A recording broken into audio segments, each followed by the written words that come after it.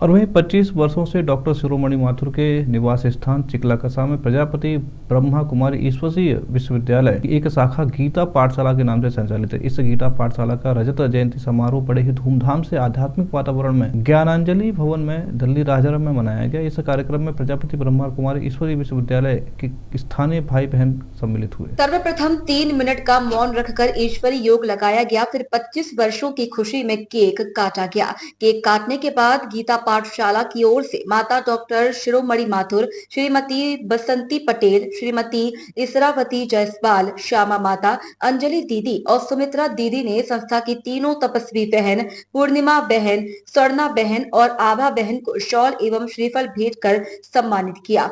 साथ ही स्मृति चिन्ह भी दिए। बता दें कि पूर्णिमा बहन ने पुष्प गुच्छ बाबा का चित्र लगी घड़ी गीता पाठशाला के लिए देकर सभी माताओं व बहनों का सम्मान किया। इसी अवसर पर शारदा बहन ने माताओं और बहनों को श्रीफल व पुष्प गुच्छ देकर सम्मानित भी किया। कार्यक्रम में भाग लेने आए सभी माताओं एवं भाई बहनों ने इस आध्यात्मिक कार्यक्रम में भाग लेकर आत्मिक शांति व सुख की अनुभूति की। सभी भाई बहनों को बाबा के घर से कॉपी व पेन की सौगात भी दी गई। सभी भाई बहनों ने बाबा के घर में भोग स्वरूप भोजन ग्रहण किया। ऐसे कार्यक्रम से नगर में आध्यात्मिकता बनती है। इस समय विश्व का वातावरण तनावग्रस्त है, ऐसे में ऐसे कार्यक्रम सुकून देते हैं। भगवान जी को बड़ा बताएंगे, कभी गणेश जी को बड़ा बताएंगे, तो बाबा कहता है थोड़ा समझ लो कि गणेश जी क्या है, शिव भगवान क्या है, ब्रह्मा जी क्या है, लक्ष्मी जी क्या है, सरस्वती जी क्या है, कैसे बनी, उनको शक्तियां किसने दी। तो इन बातों को समझना पर है ताकि ज्ञान चक्षु खुल जाए, तो आपको ये पता चले कि आप जो पूजा कर रहे हो किसकी कर रहे हो, इनमें सबसे कि इनके पास शक्तियां कहाँ से आई और कैसे ये देवी देवता हमारे लिए या विश्व के लिए सेवा कर रहे हैं। जहाँ तक प्रकृति का तत्व है, हम लोग सूरज की, चांद की, तुलसी की, पीपल की, बड़ की, सबकी पूजा करते हैं।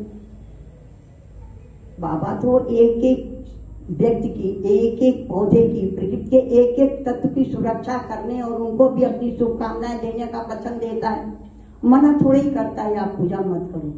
इनकी विशिष्टताओं को समझो। बाबा तो कई बार बोला ये बड़ा वाला मंडप है, आपने ये ट्यूबलाइट लगाइए, मैंने तुम्हारे लिए सूरज चांद लगा दिया, मैंने तुम्हारे लिए बड़ा मंडापा बनाया और उस मंडापे में सूरज चांद फिट कर दिए कि मेरे बच्चों को तकलीफ ना हो। बाबा ये बात कई बार बोला है। और हम सब किसान आदमी हैं, खेती करते हैं, हर साल धान बोते हैं और काटते हैं, हर साल खेत बनाते हैं, फिर काट के लाते हैं, फिर दूसरे साल धान बोते हैं, फिर तीसरे साल धान बोते हैं। अब बाबा यही कहते हैं ये ज्ञान समझ लो, आम का पेड़ लगा दो ना भाई, 1 साल मेहनत करो, 2 साल मेहनत करो, फिर वो अपने आप पानी लेने चल जाएगा, बरसात में उसको पानी मिल जाएगा, सर्दी में ओस मिल जाएगी, गर्मी में थोड़ा थोड़ा पानी डाल दो, और 1 साल नहीं वो 50 साल फल देगा। अब आपको जो पसंद है वो लगाओ, चाहे आम का पेड़ लगाओ, चाहे धान की खेती करो, कि सब में खुश है। आप जिसमें खुश बाबा खुश, लेकिन बाबा का कहना मैं बता देता हूँ, किसी से शास्त्रार्थ मत करो, किसी से बहस मत करो।